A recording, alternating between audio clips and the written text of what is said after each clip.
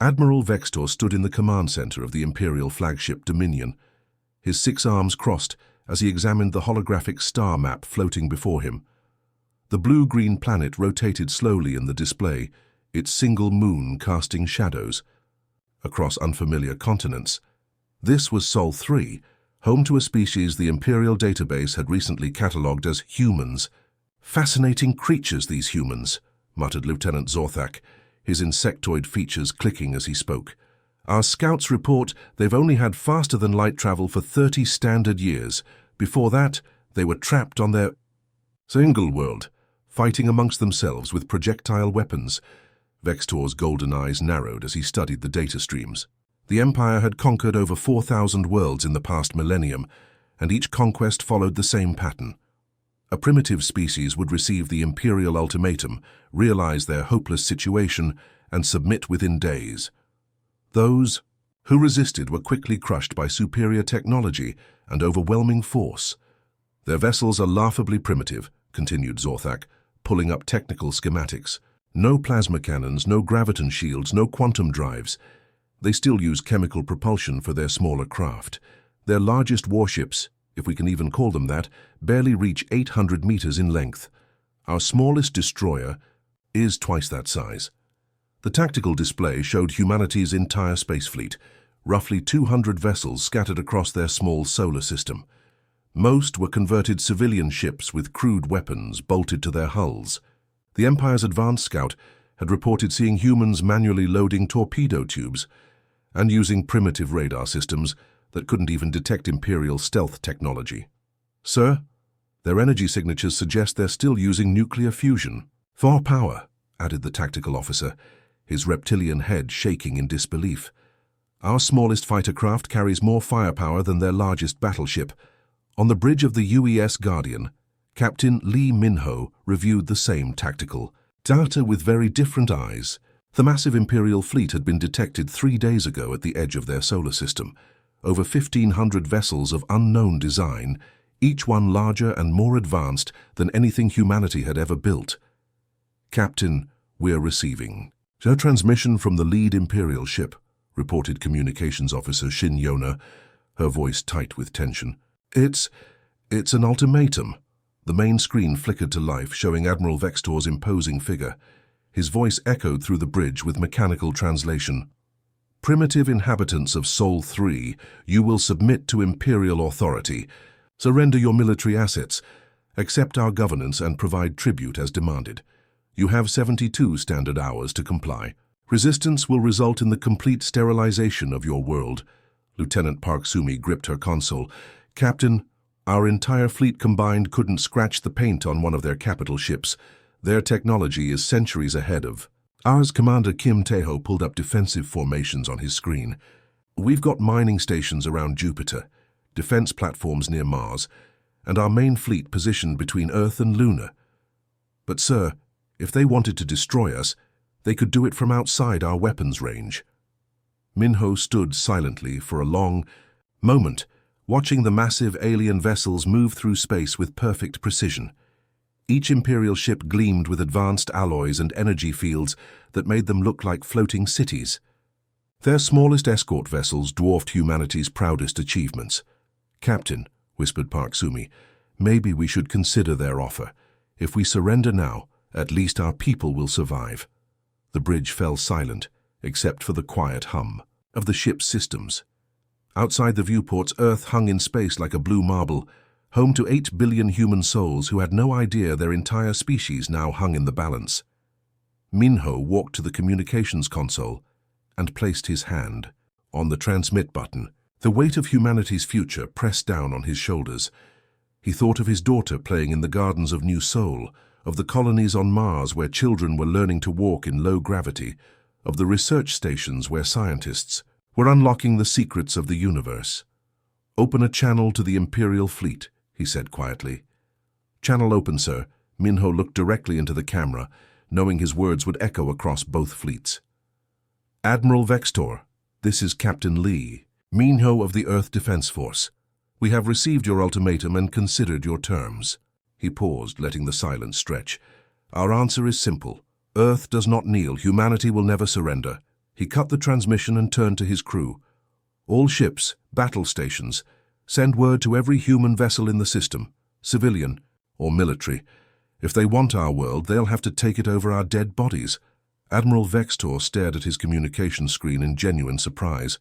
In 4 centuries of imperial expansion, no primitive species had ever refused their first ultimatum. Most surrendered immediately upon seeing the size of the imperial fleet. Interesting, he mused, almost amused by humanity's defiance. Prepare, the subjugation fleet. This will be over within the day. The imperial war machine began to move. The imperial fleet materialized from hyperspace in perfect formation, their massive ships casting shadows across the inner solar system. Admiral Vextor expected to find scattered human vessels fleeing in panic, perhaps a few desperate calls for mercy echoing through space. Instead, his tactical display lit up with something unprecedented. Human ships waited in organized battle lines stretching from Earth's orbit to the asteroid belt. Hundreds of vessels had formed defensive grids around their homeworld, with additional squadrons positioned near Mars and the outer colonies.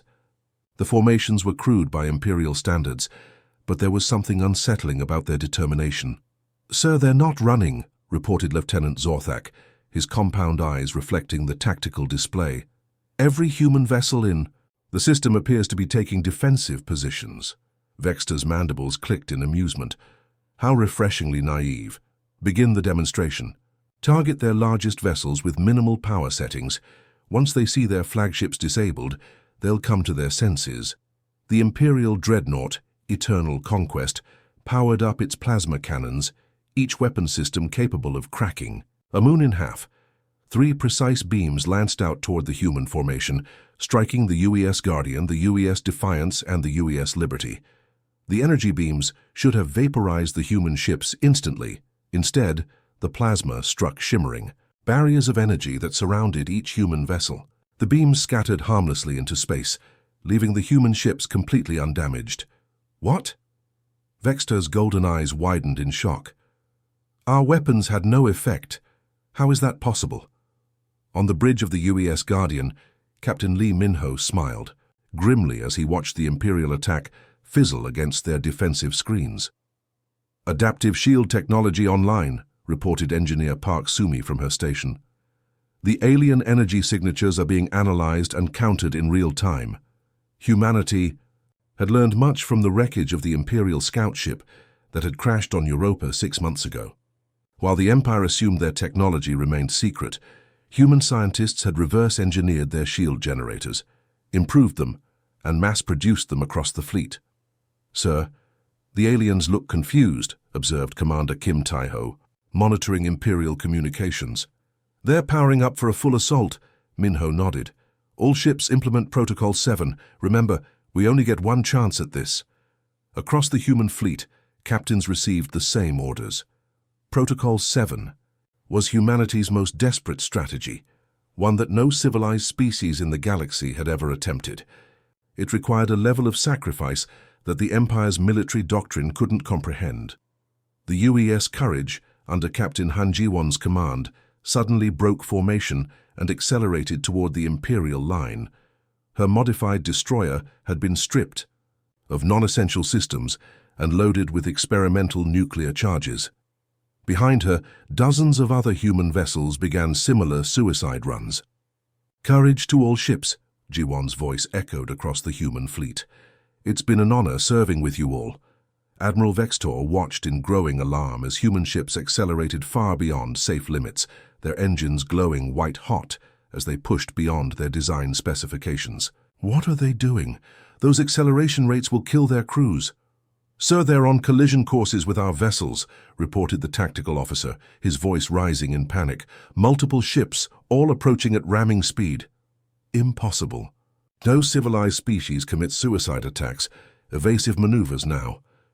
But the Imperial ships were massive, elegant vessels, designed for ceremonial displays of power. They couldn't maneuver quickly enough to avoid the incoming human missiles.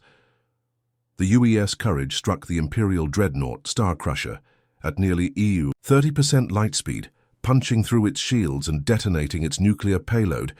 Deep within the alien ship's hull, the explosion lit up space like a newborn star.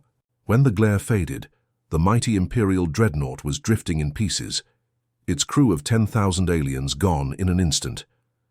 Captain Han Ji-won's sacrifice was repeated across the battlefield as human ships rammed Imperial vessels with devastating effect. The UES Valor, commanded by Captain Yoon Ji-hye, drove itself into an Imperial carrier, destroying the ship and its complement of 200 fighter craft. The UES Honor, under Captain Bae Do-hyun, targeted an Imperial command ship, eliminating their tactical coordination in a brilliant fireball. "This is madness," whispered Lieutenant Zorthak, as another Imperial cruiser disappeared in nuclear fire. "They're destroying themselves to hurt us." Admiral Vextor stared at the tactical display in horror. In 15 minutes of combat, humanity had eliminated 3 capital ships, 6 cruisers, and a dozen escort vessels. The Imperial fleet had lost more ships in this single engagement than in the previous century of conquest. "Sir, our remaining ships are requesting permission to retreat," reported the communications officer. "The crews they're terrified. They've never seen anything like this." The human attacks continued with mechanical precision. Captain Lee Min-ho coordinated the assault from the Guardian, sending wave after wave of suicide ships against Imperial positions. Each human vessel was piloted by volunteers who had kissed their families goodbye and chosen death over surrender. "All ships, fall back to safe distance," Vextor ordered, his voice shaking. "Maintain defensive positions."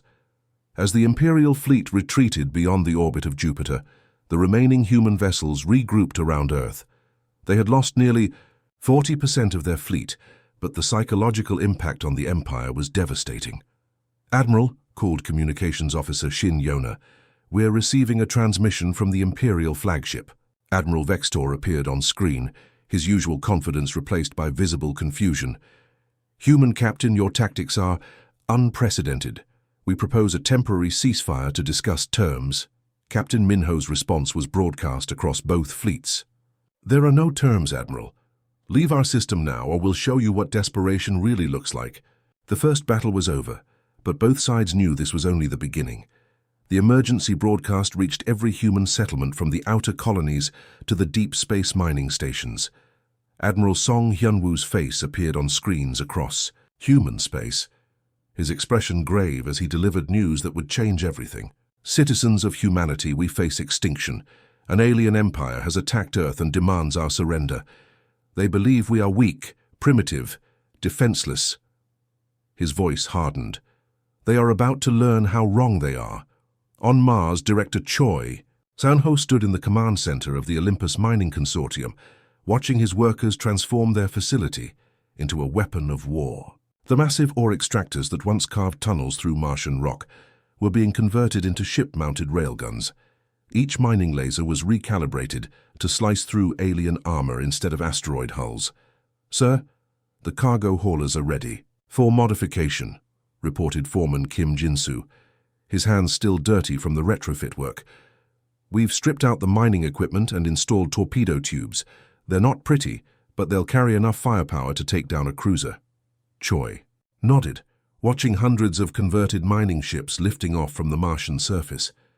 Each vessel carried crews of former miners who had volunteered to become soldiers overnight. "How many ships can we field?"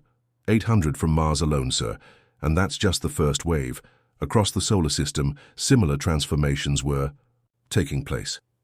On Europa Station, engineer Yang Minji supervised the conversion of ice haulers into missile platforms. The ships designed to carry frozen water to the inner colonies now carried nuclear warheads instead. "The cargo bays are perfect for missile storage," she explained to her team of engineers. "We can fit 200 torpedoes in each hauler. They won't survive a direct hit from alien weapons, but they don't need to. They just need to get close enough to launch." Her assistant, technician Park Hyung, looked worried. "Yang, these ships weren't built for combat. The crews will be sitting ducks out there." "Then we make sure they don't fight alone," Yang replied, pointing to the tactical display. "We're building them in swarms. The aliens can't target 1,000 ships at once." At Lunar Command, Admiral Song Hyun-woo coordinated the largest military mobilization in human history. The moon's industrial complexes worked around the clock, converting passenger liners into troop carriers and racing yachts into fast attack craft. Every human settlement contributed to the war effort. Admiral, the response has been overwhelming, reported Colonel Lee Ji-woo from the Logistics Center. We're receiving volunteers from colonies we've never even heard of. Deep space researchers, asteroid miners, even the luxury cruise lines have donated their entire fleets. Song studied the holographic display, showing ship movements across human space. Thousands of vessels were converging on Seoul from every direction. Cargo freighters carried newly manufactured weapons. Passenger ships brought volunteers from the outer colonies. Even scientific research vessels had been armed with whatever weapons could be mounted on their hulls. Sir, we're getting reports from our intelligence network, added Communications Officer Nam So-young. The aliens are monitoring our communications. They seem confused by our response. On the Imperial flagship, Admiral Vextor struggled to comprehend the data streaming in from their surveillance network. The Empire's intelligence had always been superior, capable of tracking every military vessel in any civilization they encountered. But humanity's response defied all their models. Sir, we're detecting massive industrial activity across the human system, reported Intelligence Officer Krathon, his tentacles writhing in agitation. Their shipyards are operating at impossible efficiency rates. They're producing vessels faster than our computers can count them. Vextor examined the tactical displays with growing unease. How many ships are we tracking now? That's the problem, sir. Our count keeps changing. Yesterday we detected 3,000 vessels. Today, it's over 8,000. But many of these aren't military ships, they're converted civilian craft. Civilian conversions? Vextor's golden eyes narrowed. Surely you mean captured military vessels? No, sir. We're watching passenger liners being fitted with weapons, cargo haulers mounting missile launchers, even pleasure craft being armed. With whatever weapons the humans can attach to them. It's completely irrational. Lieutenant Zorthak pulled up footage from their long-range scanners. Sir, look at this. They're converting a luxury cruise ship, the Paradise Dreams, into what appears to be a fighter carrier. They've cut holes in the passenger decks to create launch bays. The images showed human workers swarming over the elegant cruise liner, welding armor plates over observation decks and installing weapons where swimming pools used to be. Captain Oh Min-seok supervised the conversion, directing crews of volunteers who had given up their peaceful lives to become warriors. We'll carry 500 fighters, Oh explained to his new crew. This ship was built to show people the beauty of space. Now it'll show aliens the fury of humanity. Back on the Imperial flagship, the alien intelligence network struggled to process what they were seeing. The Empire had conquered thousands of worlds, but they had never encountered a species that could mobilize so completely and so quickly. Sir, their industrial output has increased by over 2,000% in just 3 weeks, reported the tactical officer. They're producing ships, weapons, and equipment at rates that shouldn't be possible with their technology level. Vextor studied the data streams, his confidence shaken. How many vessels are we facing now? Estimates range from 15 to 20,000 ships, sir, but the quality varies enormously. Some are proper military vessels, others are barely armed cargo haulers. We're not sure how to classify most of them. 20,000 ships. Vextor's mandibles clicked in disbelief. That's larger than our entire battle fleet. Yes, sir, and they're still building more. The Imperial fleet maintained its position at the edge of the solar system, watching humanity's war machine grow, stronger every day. What had begun as a simple conquest was becoming something entirely different, a total war against a species that refused to accept defeat. Admiral Song Hyun-woo's final broadcast reached every human vessel in space. Citizens, soldiers, volunteers, we are no longer fighting for survival. We are fighting to show the galaxy that humanity will never bow. Every ship, every weapon, every life. We give everything for freedom. The human fleet began its advance. 20,000 vessels strong and growing by the hour. The first wave of human ships appeared like a swarm of angry hornets emerging from the asteroid belt. Admiral Vextor watched his tactical display in growing horror as the scanner showed wave after wave of vessels streaming toward his position. The numbers kept climbing, 5,000, 10,000, 15,000 ships, more than the Empire. had ever faced in a single battle. "Sir, we're detecting multiple ship types approaching in coordinated formations," reported his tactical officer Morthak, his reptilian features pale with concern. "But their composition is completely chaotic. We have luxury yachts flying alongside battleships, cargo freighters mixed with military destroyers." Vextor studied the approaching fleet through his command viewer. What he saw defied every principle of civilized warfare. Elegant passenger liners bristled with hastily mounted weapons. Mining ships carried oversized nuclear charges strapped to their hulls. Even small personal craft had been converted into single-pilot attack vessels. "This makes no tactical sense," he muttered. "How can they coordinate such a diverse fleet? Their communication systems should be incompatible." The answer came from Captain Park Jinwoo aboard the UES Vengeance, a converted asteroid mining ship that had been transformed into a weapon of pure destruction. His vessel led a formation of similar mining craft, each one loaded with enough explosives to crack open a moon. "All mining ships, this is Vengeance Actual," Park's voice crackled across the human fleet's communication network. "Remember, we're not trying to win a fair fight. We're trying to hurt them so badly they'll never come back." Behind him flew a squadron of converted cargo haulers under Commander Kim Soyeon. Each massive freighter had been gutted and filled with thousands of small fighter craft, modified shuttles and work pods that could barely be called military vessels. But each one carried a pilot willing to die for humanity's freedom. "Cargo. Squadrons prepare for B-swarm deployment," Soyeon announced. "Once we're in range, release all fighters and make for the Imperial command ships." The Imperial fleet tried to respond with their traditional battle tactics. The massive alien vessels formed elegant geometric patterns in space, each ship positioned to provide maximum firepower coverage while maintaining defensive formations that had conquered 1,000 worlds. But humanity didn't fight like any enemy the Empire had ever encountered. Captain Park Jinwoo's mining ship suddenly broke formation and accelerated directly toward the Imperial flagship Eternal Dominion. His vessel's mining engines, designed to move asteroids, pushed the ship far beyond safe speeds. The hull began to glow red-hot from the extreme acceleration. "Vengeance to all ships," Park broadcast calmly as his ship approached ramming speed. "Target their flagship. Make them remember this day." Admiral Vextor watched in disbelief as the crude human vessel aimed straight for his command ship. "Evasive maneuvers, all weapons, target that mining ship." Plasma beams lanced out from the Imperial flagship, striking Park's vessel repeatedly, but the converted mining ship had been armored with salvaged alien hull plating taken from their earlier battles. The crude modifications held just long enough for the Vengeance to reach its target. The impact shook both ships as Park's vessel punched through the Imperial flagship's shields. The nuclear charges strapped to his mining ship detonated deep within the alien vessel's hull, creating a chain reaction that tore through 3 decks before the explosion reached the ship's power core. Both vessels disappeared in a brilliant flash that lit up the entire battlefield. "Admiral Vextor is dead," screamed the Imperial communications officer aboard the second command ship. "The flagship is gone." But humanity's assault was just beginning.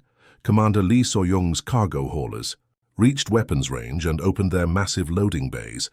Thousands of tiny fighter craft poured out like angry wasps from a disturbed nest. Each modified shuttle carried a single pilot and enough explosives to damage a cruiser.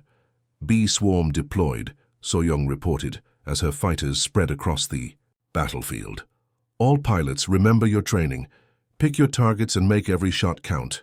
The Imperial fleet found itself facing something they had never encountered: a swarm attack by thousands of tiny, fast-moving targets that were impossible to track effectively. Their massive weapons were designed to destroy capital ships, not SWAT individual fighters. Pilot Yang Hyongdo dove his converted maintenance shuttle toward an Imperial destroyer, weaving between plasma blasts that could vaporize his tiny craft. "This is for my daughter," he whispered, as he activated his ship's self-destruct sequence and rammed the alien vessel's weapon array. The explosion disabled the destroyer's primary guns, leaving it vulnerable to follow-up attacks from other human fighters. Across the battlefield, similar scenes played out as human pilots threw themselves against the Imperial fleet with suicidal determination. Captain Choi Min-soo's luxury yacht, the former Star Princess, had been converted into a guided missile. She aimed it at an Imperial carrier while broadcasting a message to the alien fleet. "You came here expecting us to surrender like cowards." Her voice echoed across all frequencies. "Instead, you found humans. Learn the difference." Her ship struck the alien carrier's hangar bay, detonating the fighter fuel stored inside and creating a secondary explosion that crippled the massive vessel. Lieutenant Commander Bei Sunhee coordinated attacks by converted passenger liners that had been turned into missile platforms.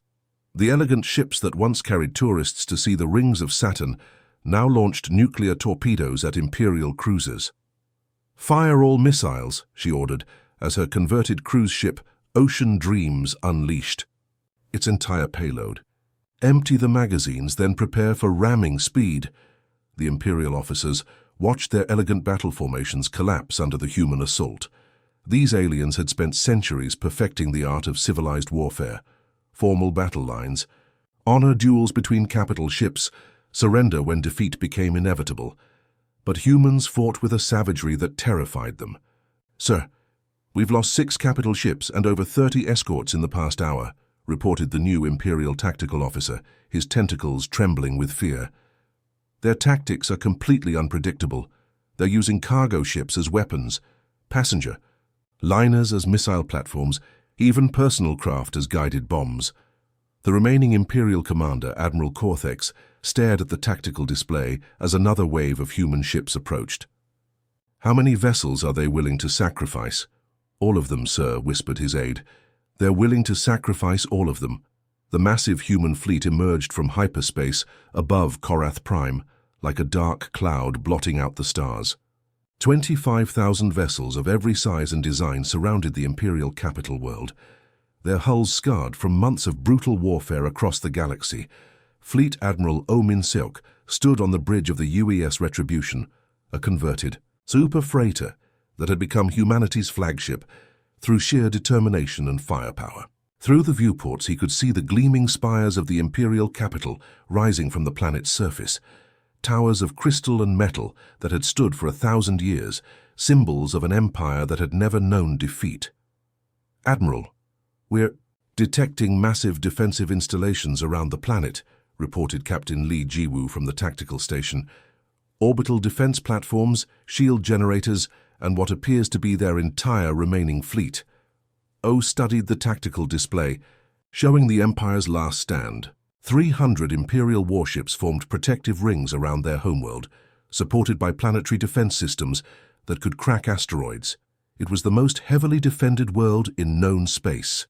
"Sir, we're receiving a transmission from the Imperial fleet," announced Communications Officer Park Soyoung. "They're demanding we withdraw or face total annihilation." Oh smiled grimly. "Tell them we have a counteroffer. They can surrender now, or we'll demonstrate what happens when humans get really angry." The response from the Imperial fleet was immediate. Plasma beams and graviton torpedoes erupted from the planetary defenses, lighting up space with deadly energy. But the human fleet had learned much during their campaign across Imperial space. They no longer fought like the desperate defenders of Earth. They had become something far more dangerous. Captain Yoon Ji-hye commanded the Ghost Squadron, a formation of stealth-modified civilian yachts that had been converted into electronic warfare platforms. Her ship slipped through the Imperial defenses like shadows, invisible to alien sensors. "Ghost Squadron to Retribution," she reported as her ships reached their targets. "We're in position behind their communication satellites, beginning electronic assault now." Her squadron unleashed a coordinated cyber attack that had been developed by humanity's best hackers and computer specialists. The Imperial communication network, which had coordinated their empire for centuries, suddenly went dark. Defense platforms lost contact with command centers. Fleet formations broke apart as ships could no longer coordinate their movements. "Their communication grid is down," reported Technical Officer Kim Hyunwoo. "They're flying blind now." Commander Bae Do-hyun led the Hammer Wing, a squadron of converted mining barges that carried the most powerful weapons humanity had ever built. Each ship was essentially a flying nuclear arsenal, designed for one purpose: turning Imperial strongholds into radioactive dust. "Hammerwing, target the planetary defense grid," Oh commanded. "Show them what human engineering can do." Bae's Squadron dove toward the planet's surface, their massive ships shrugging off defensive fire that would have vaporized smaller craft. The converted mining barges had been armored with layers of salvaged Imperial hull plating, making them nearly indestructible. "This is Hammer 1, Bay reported as his ship approached the largest defense platform. "Beginning bombardment run for humanity." The nuclear charges that had once been used to crack open asteroids now rained down on Imperial installations. Defense platforms that had protected the capital for millennia disappeared in brilliant flashes of atomic fire. The planet's shield generators overloaded and exploded, leaving the surface vulnerable for the first time in Imperial history. Across the orbital battlefield, human ships pressed their attack with methodical precision. Captain Shin Minho's converted passenger liner, the former Starlight Express, led a squadron of troop carriers toward Imperial fleet positions. The ships that had once brought tourists to luxury resorts now carried elite assault teams armed with captured Imperial weapons. "Boarding parties away," Minho announced as thousands of assault shuttles poured from his converted liner. "Target their command ships. Take prisoners if possible, but don't take unnecessary risks." The human assault teams had trained for months on captured Imperial vessels, learning every weakness in alien ship design. They cut through Imperial hulls with plasma torches and swarmed through the corridors like an unstoppable tide. Admiral Cortex watched his fleet disintegrate from the bridge of the Imperial flagship Eternal Glory. The massive dreadnought had been the pride of the Imperial Navy, but its shields were failing under the relentless human assault. "Sir, boarding parties have reached decks 7 through 15, reported his tactical officer, terror clear in his insectoid features. "Our security forces can't stop them. These humans fight like they have nothing to lose." Cortex stared at the tactical display showing human forces overwhelming his defenses. How did primitive mammals defeat the greatest empire in galactic history? The answer came from Fleet Admiral O's final broadcast, transmitted across every frequency in Imperial space. "Citizens of the galaxy, today marks the end of Imperial tyranny. Let every world know that freedom cannot be conquered, that courage cannot be broken, and that humanity will never bow to tyrants." The human fleet held position around the conquered capital as Imperial ships surrendered one by one. The mighty empire that had ruled for millennia was broken, its fleet scattered, its capital occupied by a species they had dismissed as primitive animals. On the surface of Korath Prime, human troops marched through the crystal spires of the Imperial capital, while alien civilians watched in stunned silence. The age of Imperial dominance was over. Captain Yang Minji stood in the ruins of the Imperial Command Center, looking out at the human flags now flying over the conquered world. "Think they'll remember this?" she asked. Her aide, Lieutenant Park, Jinsu, nodded toward the thousands of human ships orbiting the planet. "For the next 1,000 years, every species in the galaxy will remember the day humanity said no."